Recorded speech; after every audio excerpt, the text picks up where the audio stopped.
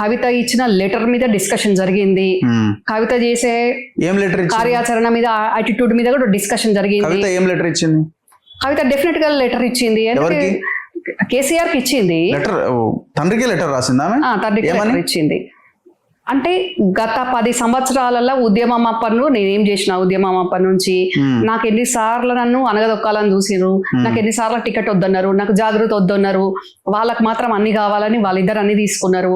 అయినా నేను బతుకమ్మ పేరు మీద ఎంత చేయానో అంత చేసినా అది నాకు ఒక్కదానికే క్రెడిబిలిటీ రాలేదు. పార్టీకి కూడా వచ్చింది కదా, మరి కష్టాలు మటుకు నేను ఒక్కదాన్ని, అందరు సంపాదించుకున్నారు కదా, చిన్న స్థాయి నుంచి పెద్ద స్థాయి వరకు అందరు సంపాదించుకున్నారు టిఆర్ఎస్ బిఆర్ఎస్ పేరు మీద. శిక్ష మాత్రం నాకు ఒక్కదానిక. ఈరోజు ప్రజలందరూ నన్ను చీకొట్టేటట్టు, నన్ను యాక్సెప్ట్ చేయని పరిస్థితి నాకు ఒక్కదానికి అయ్యేనా? నేను ఒక్కదాన్నే ఎంత కఠోరమైన జైలు జీవితంలో నేను అన్ని విధాలుగా లాస్ అయిపోయినా, పబ్లిక్ యాక్సెప్ట్ లేకుండా అయిపోయింది. కాబట్టి నాకు కూడా వాళ్ళతో పాటు నాకు ఇంపార్టెన్స్ ఇవ్వాలి.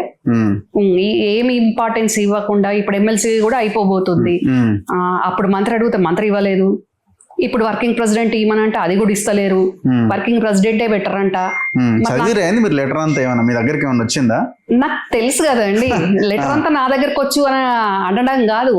అంటే నేను ఉద్యమ కాలం కంటే ముందు నుంచి మా కుటుంబ సభ్యుల యాటిట్యూడ్ ఎట్లుంటది, పార్టీ పుట్టక ముందు, పుట్టినాక, ప్రభుత్వంకి వచ్చినాక నేను అన్ని చూస్తున్నా కదండి. మరి ఆ లెటర్ కేసీఆర్ లైట్ తీసుకున్నాడా? పిలిచి మాట్లాడలేదా? లైట్ గా ఎప్పుడు తీసుకోరు. ఏ రకంగా ఎట్లా చేయాలి, ఈమెను యాక్సెప్ట్ చేసి ఈమె అడిగిన డిమాండ్స్ ఓకే అంటే పార్టీ పరిస్థితి ఏంది, ఓకే కాదు అని అంటే ఎవరితోటి పోతుందో అర్థమైతలేదు. అటు బీజేపీ తోటి టచ్ లో ఉంది, ఇటు కాంగ్రెస్ తోటి టచ్ లో ఉంది, కవిత ఇద్దరితో టచ్ లో ఉంది. ఎటు పోతుందో తెలియదు. పోతే పోయింది, ఆమె చేసుకున్నది అంటే అట్లా చేసుకోదు. డెఫినెట్ గా అన్ని మాట్లాడుతుంది, అన్ని బయట పెడుతుంది. అప్పుడు ఎట్లుంటది పరిస్థితి అనేది. మరి తను వేయించిన మహావృక్షమైన టిఆర్ఎస్ బిఆర్ఎస్ ను మరి తన పిల్లలే ఈరోజు నరికే పరిస్థితి వచ్చింది. టిఆర్ఎస్ ఉద్యమ కాలం నుంచి జెండా మోసిన వాళ్ళేమో ఆగమైపోయి ఉన్నారు.